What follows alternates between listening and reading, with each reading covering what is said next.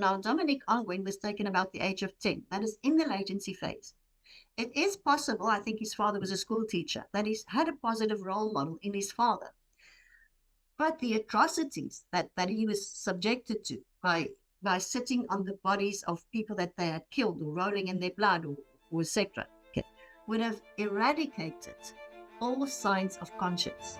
This is not to forgive, but to understand, with your host, writer and scholar of genocide studies, Sabah Karim. I am your co-host, Luis Gonzalez Aponte. Not to forgive, but to understand. Not to forgive, but to understand. Micki Pistorius is a psychologist, author, and profiler.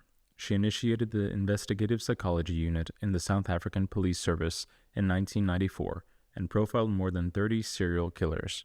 Her autobiography, Catch Me a Killer, has been turned into a television series. Please enjoy our conversation. Hi, Micki. It's lovely to have you here today. Thank you, Sabah. Thank you for having me. Micki, you're a very special guest to us especially because I'm in Mauritius at the moment, and so this is going to be a special edition.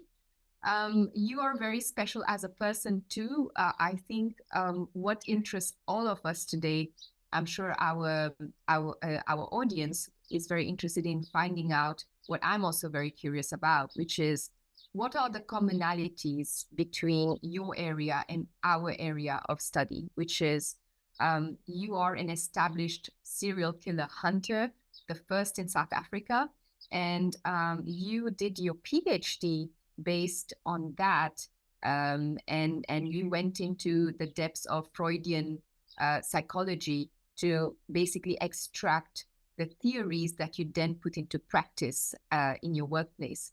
Now, what I'd like to start off with is, based on our conversations, what would you think is a common misconception about the serial killer that you wished everybody knew?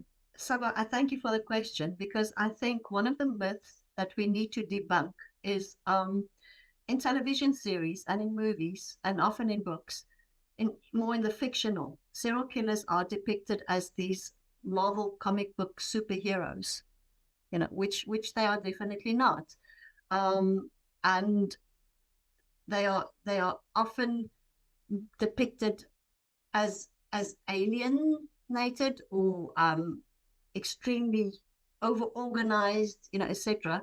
And what I particularly don't like is the synthetic sensationalism that is woven, all around them, which definitely they are not. They are born from parents. They are not spawned by aliens. They had parents like you and I do, which makes one think what went wrong with ordinary parents, and how are we bringing up our children today? Serial killers are, for the most of them, ordinary men. They are not mentally ill. Less than 1% of them are actually mentally ill. The rest of them are not. They buy groceries, they go to church, they drive a car, some of them are married, they have children. You wouldn't know if your neighbor is a serial killer.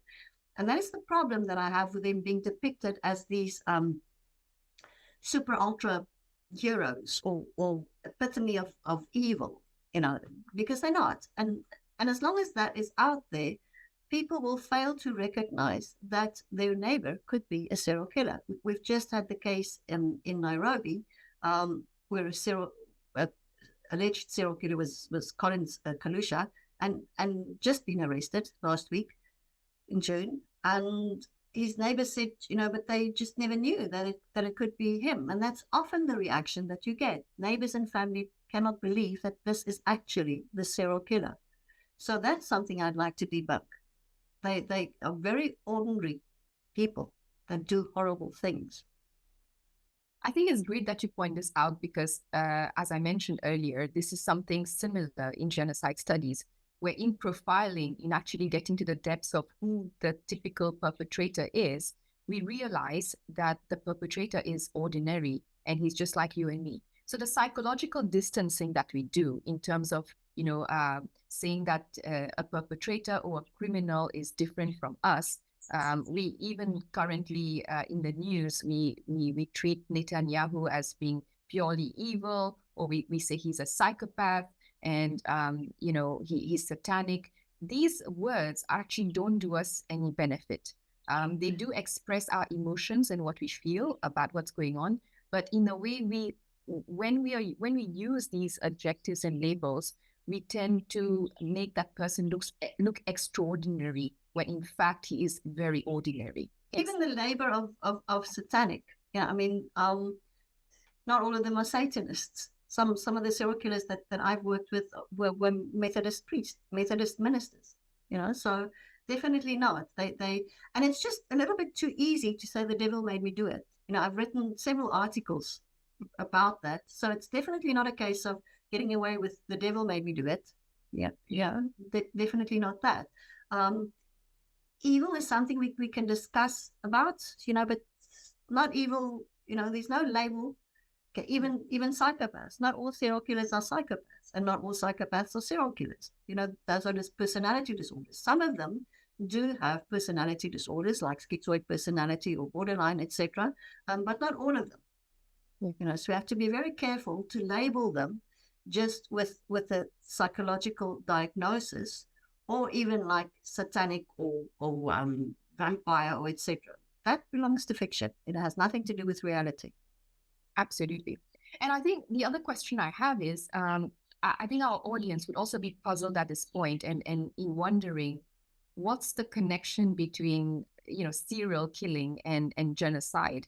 I mean, both involve killing, that's at the very basic, but we're talking about different types of premeditation. So at a very simple level, say comparing murder to genocide or mass killing doesn't make much sense, because technically when there is a murder, the premeditation is very different from when there is genocide. And usually in a case of murder, it's a one-off event, or it could happen maybe a few times, but it's not the same as in the case of genocide, where, for instance, you can have a genocidaire who's a desk murderer, who's somebody operating from behind his desk and, planning all the killing through other people who work for him. Or, for instance, you can even if somebody is involved directly in the act of killing, in a context of a genocide, it is over a long period of time.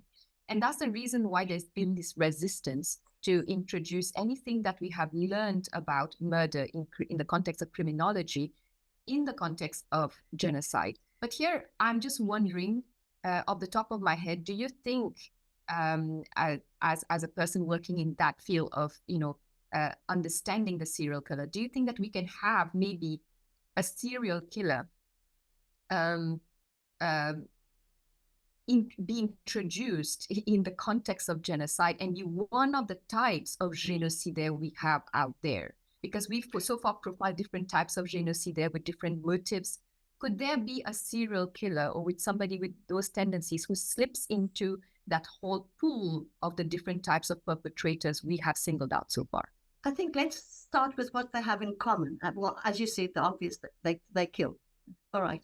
Now, mass murderers in general kill many people. And I think that's what they have in common as well. But so would mass murderers, so would spree killers. They kill many people over a period of time. And usually strangers. Not like, passion murder or etc., where the victim is not. So it's usually strangers over a period of time. But now if we go into more detail, I think your genocide perpetrators are known.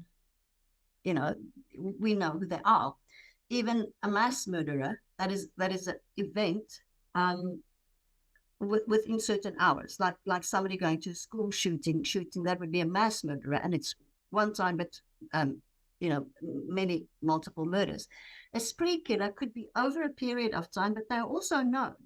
Now I think the difference with a serial killer, one of the differences is they are insidious. It is done in secret. And the victims are not killed. It's a one by one. That they might kill couples, but usually it's a one by one over a period of time in secret. Okay. And we don't know usually who they are until we start investigating. And I think that is a big difference between them. And I even think in the motivation, there's similarities, but there are also differences, particularly in the serial killer. Micki, I have another question specifically connected to your knowledge of behavioral psychology and my research on Dominic Ongwen. So Dominic Ongwen was a child soldier who was abducted at the age of 10 while he was going to school. He was abducted by the LRA, by the Lord's Resistance Army that was headed by Joseph Kony. And as a consequence, he was made to go through various rites of initiation, which were very gruesome. For instance, he was made to murder people and roll in their blood. He was made to, eventually, when he became a member of the LRA, he abducted and killed other people in turn. And later on in time, this is when he was in his 40s, he was tried by the International Criminal Court, by the ICC. And now my question to you is, with respect to the evidence that was brought up. Now, in that trial, and we're talking about the trial stage and the appeal stage, evidence was brought up to show that a boy at that age, at the age of 10, doesn't have a PFC, a prefrontal cortex, that is very developed. Now, we all know that the prefrontal cortex is responsible for everything to do with your emotions and your self-control, and therefore has a big impact on your decision-making. My question to you, therefore, is along the lines of, how do you situate Dominic Ongwen at that age, and with respect to what you know of behavioral psychology, in terms of figuring out his legal responsibility in the matter? So I think you're covering a wide range of topics. I think we will look at neuropsychology, and we will look at psychoanalysis, and we'll look at a little bit of behavioral psychology. And if we go back to what you asked originally, if we look at Greek history, now the Spartans had a history, and this was thousands of years before Christ, where they would take their young Spartan boys from their mothers around about the age of 6. And then these Spartan boys would be brought into a school, which would be called an agog, and they were divided by ages into groups. So from the age of about 6, 7 to 12, these were called the Piades. And then from 12 to 19, they were called the Pedeski. And then from about 20 to 30, they were called Hibantes. So those were your different groups. So they were taken from the mother, and they were in the school, which was sort of a very harsh boot camp. And they were trained to fight with each other, and they were not given enough food, and they had to walk barefoot, etc. Very, very harsh. All right. Now, so that already happened. They knew that was the age that they should take the boys. And if you go through history, it happened to the Persians, and it happened to the Maoris, and it happened to the samurai, etc. Through the ages, that was the time when you take the boy from the mother. Now, years later, in the late 19th, early 20th century, whatever, we have Freud, Sigmund Freud, considered the father of psychology. Now, Freud has this developmental theory, the psychosexual developmental phases. So he said between the ages of 0 to 2, that is the oral phase, 2 to 4 is the anal phase, 4 to 6 is the Oedipus phase, another little bit of Greek mythology working in there. And then from 6 to 12 is the latency phase. And then after that, from 12, etc., teenager called the genital phase. Now, in the latency phase, from 6 to 12, that is just about the age when children go to school. So at school, they learn to share with other children. They learn compassion. They learn to socialize. They learn that everything is not about their immediate gratification of their needs. It is extended. It is encouraged if you share your sandwiches with other people, and you can't eat just when you want. You have to wait till break. All of that. That is also the end of the Oedipus phase, which, according to Freud, the little boy fell in love with the mother, and he was scared of the father, but he decides now he'd rather identify with the father figure. Now, the father figure traditionally as well is the one that goes out and earns the money, and he has the values of society. Of course, today it can be the mother as well. So the values of society is then imprinted in the boy, and that is where conscience starts to develop, okay, which Freud called the superego. So when we have socializing in school and identifying with a positive father figure, which is the conscience and compassion. And this is the time when they take the boys soldiers, because they do not teach them compassion. Now Dominic Ongwen was taken about the age of 10. That is in the latency phase. It is possible, I think his father was a school teacher, that he's had a positive role model in his father. But the atrocities that he was subjected to by sitting on the bodies of people that they had killed or rolling in their blood or etc., okay, would have eradicated all signs of conscience. And he now, I think there was another person called Vincent Artius or somebody that was his role model. So he has this negative killer role model with whom to identify. Now, that is the part of psychoanalysis. If we look at neuropsychology, there is evidence that if children are bullied or ostracized as young children, that there is structural damage to the, I think, the cingulate cortex of the brain. Okay? And that is the part of the brain which helps you, has the ability for you to develop a moral code and compassion. Now, if that is damaged already in the brain, okay, either in the bully himself or in the victim, okay, and then there's this element of being ostracized, being bullied, and other children do not want to associate with the victim in fear of they might also be bullied. Okay. So people do not realize when there is bullying or children are being ostracized or rejected that it already has an impact on their brain, measurable impact on their brain. You know, there's lots of studies that you can have a look at just to see that. So that is where neuropsychology comes in. And then a little bit of behavioral psychology. This was quite interesting to me as well. You know, I read some of the research and it says there's always a triangle. The cingulate cortex is the part of your brain that has to keep the balance between what you do, what you think, and what you feel. And they're all three connected. So I often sometimes ask people of the three, which is the most important? Now, women often say your emotions, men often say what you think. But the real answer is your actions. Your actions will determine, and what you think about it and what you feel about it will follow your actions. And exactly the case of boy soldiers can be there. They do not take 6-year-olds and rationalize their ideology with them. They don't. Okay. So they give them a gun in the hand and they make them shoot. And then because the cingulate cortex has to keep the balance, and this also happened in the Holocaust, you know, where people rationalize, but the victims are not really human, you know, so I feel nothing for them, you know. So what you do, so they know this when they indoctrinate these children, the action of it is going to be the stronger, and then they can kill their parents without feeling anything about it. Now, in the case of serial killers as well, they act out. And then there is a sexual gratification, which is a bit of behavioralism. You know, it's a reward, positive reinforcement of their actions. So it is definitely true. If we look at the brain I always describe as a 3-story building.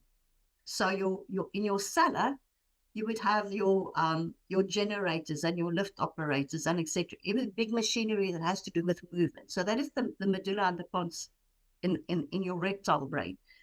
Breathing, walking, etc. You don't really think about it unless something goes wrong.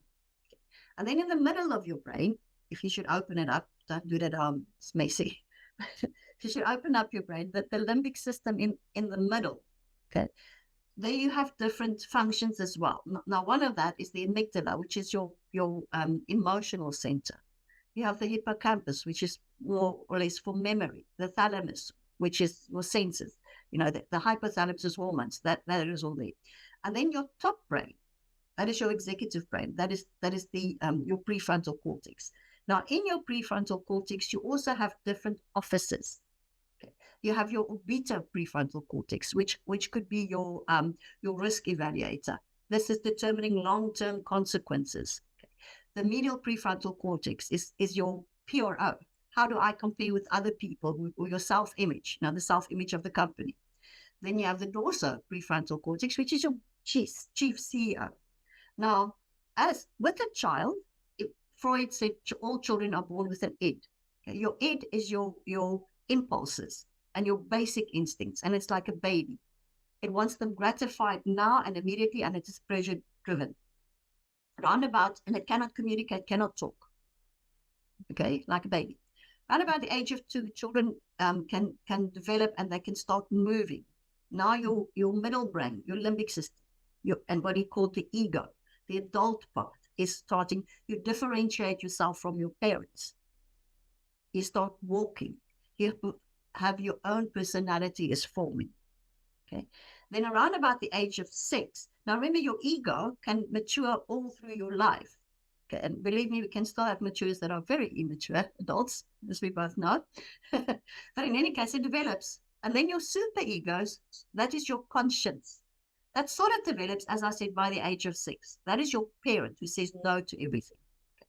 So the ego has a very difficult job. It has to negotiate between the demands of the id and the superego and reality outside. And an ego can be, in the serial killer's case, dominated by the id. It is not strong enough to keep the id and the acting out, in control. And that is where there's sexual gratification of that. So it's a whole complex thing, but it makes sense. I'm not so sure about the ego and the super ego of the genocide perpetrators. But as you said in the beginning, definitely there is damage to the brain, and that has been shown. And if you look developmental, both of the serial killers and the genocide didn't develop a conscience as they should have, because they were taken away. And then you get the trauma as well, which is added to that. I just thought about this. The serial killers, there would be a sexual gratification for them to murder. But because it develops through fantasy, the serial killer has a certain fantasy, and which he acts out. So if something happens in reality that upsets them or threatens their weak ego, in our fantasies, we are all in control. We are the directors. Nobody has a fantasy of yourself as a loser, please. Okay. But the serial killers take it further. They are like godly. They are omnipotent because they literally have their hands around the throats of somebody. Somebody's life and death is in their hands. That is a godly feeling. So when in reality something happens and the ego is threatened, they get fired or they get rejected or whatever, they act out the fantasy on the crime scene to feel godly. And in that sense, they restore their homeostasis of feeling good about themselves. Okay. And there's a sexual gratification because there is self-stimulation or sex added to that, which makes it stronger. Now, I'm just thinking that your genocide perpetrator would also have, damage, okay, and there might not be, there are rewards. I know with the boy soldiers as well. If they perform well, they are being rewarded with female company. Okay, so there is that. They can work for that.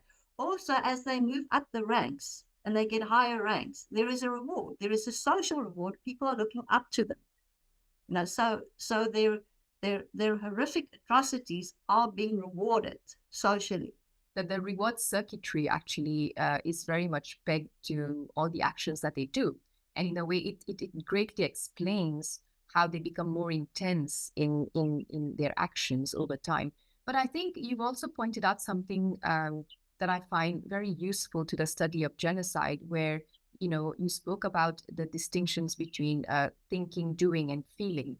And you spoke about, the predominance of doing over the two others, right? Of feeling and thinking. And I think very much of the fact that when we're thinking of legal responsibility in the context of child soldiers like Dominic Ongwen or anyone else for that matter, we often overlook the gamut of causal factors which are involved. So when you say that just taking a gun and placing it in the hand of a child soldier who's never killed before, who's never shot before, by doing, he's learning, and by doing, he's going to then later rationalize whatever he has done in terms of, the acts of murder or the acts of, or the crimes that he has committed. And I'm also thinking about how, in the context of a genocide, very often just having access to, weapons around in a place facilitates the process of doing wrong. And at the same time, I'm also thinking about, how these situational factors prompt people, as we know, based on the study of Zimbardo and Milgram, although these have been questioned to a great extent. But the But the underlying thought remains that we are very much affected by situational factors. And that's what you're talking about, isn't it? When you're speaking about the predominance of doing over thinking and feeling. In a sense, yes. I'm thinking about the Stockholm syndrome as well, where there's an identification. Now, again, with the superego, depends on the development of the superego. Some people might be in that situation, but they still don't do it. There might be guns around, but they still don't do it. So I think one thing that we should also say, if you look at culpability, I've often been sort of, I don't know, attacked by the media because I say that I understand serial killers, and I think the same way that maybe you've encountered that as well. By understanding them does not mean that we condone them at all. How can a maths teacher teach people about maths if she doesn't understand it? My job, often when I testify in court, and I'm sure yours will be too, we have to explain this phenomenon to the judge or the judges or the panel. We cannot explain it if we don't understand it. So understanding what happens is not necessarily an excuse or condoning it. It is factors that they need to take into consideration, that we're lying before them. And I'm very grateful that I'm not the judge. I'm just an expert witness, and they have to take it and in their expertise make a judgment on it. But it is a piece of the puzzle that we give, but we don't, because we understand their behavior and we explain their behavior. It's not necessary to say that we excuse it. Sometimes, there are cases where there was mitigating circumstances, in normal murders, etc., not in a serial killer case. Definitely not. And I often say, in normal people, we can often say despite or because of. We can say I'm a failure because my parents, etc., or we can say I'm a success despite. When you become an adult, you can make your own decisions. But I do agree when there's a certain impairment in your brain functioning, because your top brain just never connected, because all your energy was taken as a child by surviving. And the child would often kill and identify with a negative role model because it's a form of survival. And I think there also, we can bring in the active passive role reversal theory of Freud. And Freud said children master something that was done to them by doing it to others. So they were the passive victim, they identify with the active aggressor, and that way they relieve being the victim. In a serial killer's mind, he would say, if I am the one killing, then that means I am not the one suffering, being abused.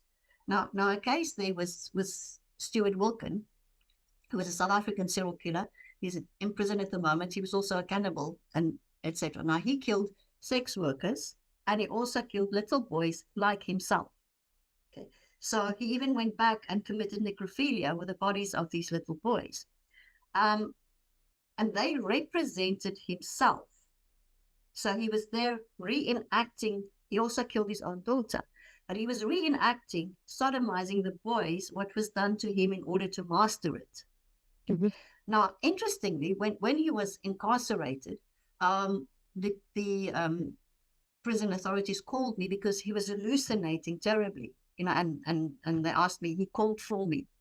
So I went, and he said he's being persecuted by the souls or etc. of especially his daughter.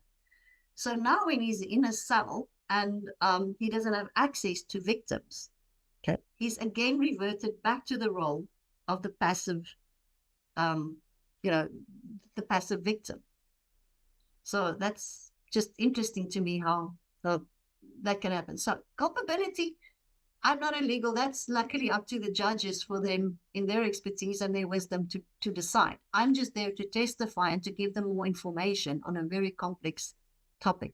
Although we've tried to, make a clear distinction between, genocidaire and, say, serial killers, I think what I remember now is the reading of this book called Explaining Hitler by Ron Rosenbaum, and where he talks about all the various theories or all the various ways in which we have tried to explain how Hitler came to be the way he is. And I think even you must be aware of all the theories we have about, Hitler's childhood and all the stories we've come up with about his relationship with his mother, his relationship with Eva Braun, and his relationship with the closest people in his family, and how they were the pathological nature of these relationships already probably explained whatever he turned into later on in life. And I think furthermore, I'm also thinking about Adorno's F scale, which was another sort of like a tool devised to come up with the different sort of criteria that leads someone to become fascist by nature, to make a person authoritarian by nature. So what I'm thinking about here right now is the importance of all of these psychological theories that we've for some time now actually probably put away in profiling, genocide, but how relevant they are. And I think speaking to you, for me, brings that up. Micki, I am curious as to whether you have anything to tell us about, what you have gained as experience as a serial killer hunter over all of these years, and what advice you would give us after having spoken to me, especially, and learned about the basic concepts of, or the basic premises that occupy the minds of people who are studying genocide. I think I must give credit where credit is due. I never really hunted them. I profiled them. The detectives hunted them, but I was a member of the South African Police Service, and my rank was equivalent to a full colonel, and we worked together. So I wasn't an external person being brought in. I was a police officer working with them, and I established the Investigative Psychology Unit in the South African Police, which was very new, and I trained them. So we had a very good working team effort. They hunted them. I told them this is the profile, and I would interrogate some of them, etc. That's the theory behind it. I think one thing that is quite important to me is, whether should serial killers be out on parole, and I have a problem with that. One of the serial killers in South Africa that killed 22 boys, he was only convicted of one, but he was recently paroled. Now my point is, remember I said it's based upon a fantasy that they act out. And I use the example in one of my articles of the Micki de Sade. Now, the Micki de Sade, later in his life, was imprisoned for long periods of time. And that was when he wrote some of his best novels. And that was a way that he could express this need, is by writing. Okay. And his fantasies there became more tweaked and in detail, as he went ahead. Now imagine incarcerating a serial killer for about 20 years. So these fantasies will brew in his mind, and they will become more sophisticated, right? But he doesn't have access to his victims. Now, what helped in the development, part of the development of becoming a serial killer, was the fact that he was ostracized and rejected as a child. People pointed fingers at him. Now he's known, his name is known. Now we let him out after 20 years. In the community, in the prison as well, they do form other communities. They are a community of outlaws, or they were rejected. They form a community. They do make friends. They even have love relationships. They teach, they function. For 20 years, that is their community and sort of their family that they form. And they are accepted. Nobody in there is there because they're an angel. They all did something wrong and they're accepted. And they have hierarchies and etc. There's a whole community going on in prison. Now we let him out. So first of all, he's now back in a community where he will be stigmatized, as you said, and he will be ostracized, and people will again point fingers at him. I doubt that his ego has grown so strong in prison that he's had therapy and development and all of that. Many of them say that they've been reformed and they found religion, etc. Well, good for them. Okay, but now they get out, and people are not that forgiving, and they're ostracized, and they again point fingers. So the ego is again in a weakened state. They have access to victims. The fantasy has been brewing for decades. how long do they think is it going to take for them to act it out again? Now the majority of serial killers do act out again. They kill again. I mean, I can go through many case studies in South Africa, worldwide. They act it out again. So why would we give a serial killer a second chance at life, and we're giving somebody else a possible first chance at dying? One victim is one too many. And there's very high probability that they would kill again. While I think with your genocide, not necessarily. I don't think they might become involved, if they've been incarcerated for 20 years or etc. in genocide again. Chances are less that they will kill again, and chances are perhaps, depending on where they stay, that they might find a quiet spot on earth where they can stay. During in South Africa, we had what was called the third force. So this was a unit that operated covertly for the government, killing people, etc. And one of their leaders was incarcerated for many years, and he was out on parole a while ago. I know he's advocate, and I've never met him personally, but he's leading a quiet life somewhere. Well, this cannot really happen with the serial killer. People would not forgive him and allow him to lead a quiet life somewhere. Thank you, Micki. I think, again, it's interesting how when you speak about a very different field of study, I realize that the common aspects that you share with my area of study, where, for instance, here I'm thinking about the effect of ostracism on génocidaires who are already charged, accused, convicted of, war crimes, crimes against humanity, or genocide, among many other things. I think of the effect in the aftermath on them, on their psychological state, and how, for instance, they behave in the aftermath of all of that, and how they basically bear the consequences of being ostracized by the community at large. Because it's a fact that the moment there is such a label on you, there will be very important repercussions when it comes to how society, how the people closest, or not even closest, just society in general, will behave towards you. So I think that should also be another area of study where we could analyze how, for instance, perpetrators may be self-fashioned. They basically, change the things that they say about what they've done before, in line with the effects of ostracism on them and their psychological being in the aftermath of being charged. Thank you very much, Micki. Thanks for being here, and thank you very much for answering all our questions, and good luck to you. Thank you very much, Charlotte. Thank you for having me, and I'm very glad that we connected, and I hope that we can, work together in the future and add our pieces to the puzzle in research. Thank you very much. This was Not to Forgive, but to Understand, with our guest, Micki Pistorius. To our listeners, don't forget to like, subscribe, and stay tuned for more discussions.